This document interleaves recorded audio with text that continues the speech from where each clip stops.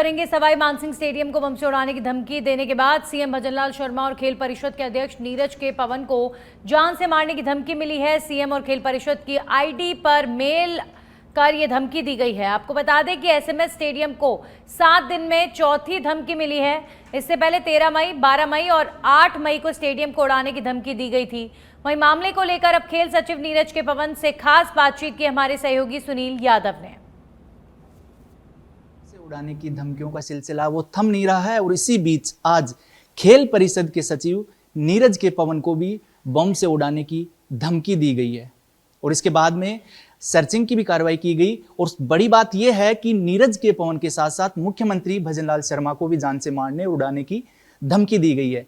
इस पूरे मामले में बातचीत करने के लिए खेल सचिव नीरज के पवन हमारे साथ हैं। इनसे बात करेंगे। सर, ये जो सिलसिला है लगातार पहले स्टेडियम को उड़ाने की धमकी मिल रही थी, लगभग 4 बार मिली थी और अब जो है आपका सीधे तौर पर नाम आया कि नीरज के पवन को इस तरह से और बेरहमी की बात वहां पर की गई है।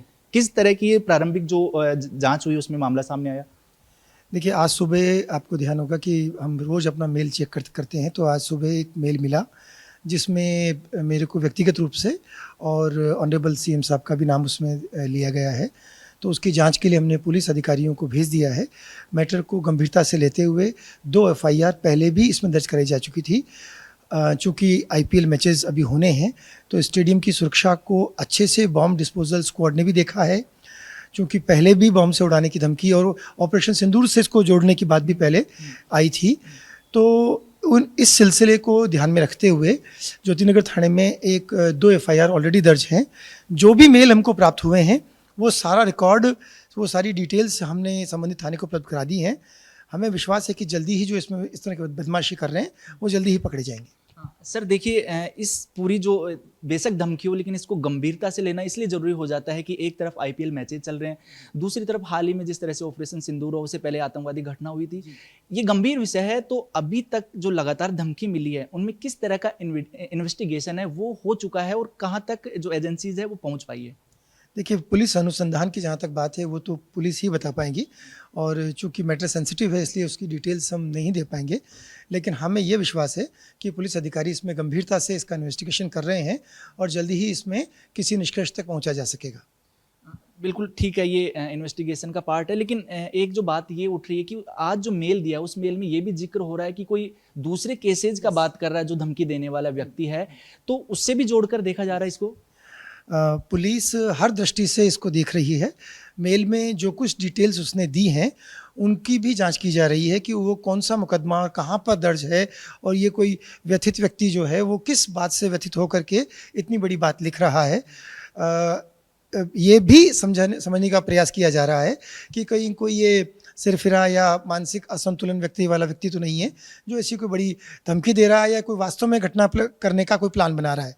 तो पूरे देश में जहाँ कहीं भी ये रहते हैं तो पुलिस हर एंगल से इसका इन्वेस्टिगेशन कर रही है और जल्दी ही किसी निष्कर्ष तक पहुँचने की स्थिति में होगी। सर, चूंकि आईपीएल मैचेज होने यहाँ पर, तो आईपीएल मैचेज के मद्देनजर अतिरिक्त किस तरह की जो व्यवस्था है वो की गई? क्योंकि धमकी मिलने के बाद जो जाब्ता है वो तैनात करना, पूरी सुरक्षा व्यवस्था करना, उसकी जिम्मेदारी बढ़ जाती है। जी देखिए, आपको पता है कि हमें 18, 24 और 26 तारीख को आईपीएल मैचेस का आयोजन होना है। हमने सफलतापूर्वक 4 मैचेस बहुत अच्छे से आयोजन करा लिए हैं। हमें विश्वास है कि आगामी 3 मैच भी इसी प्रकार अच्छे से आयोजित हो पाएंगे।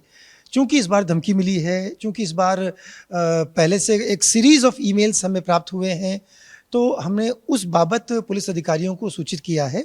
एसीएस होम को भी लिखा है कि इस बार सुरक्षा व्यवस्था थोड़ी सी और अच्छे से बढ़ाई जाए।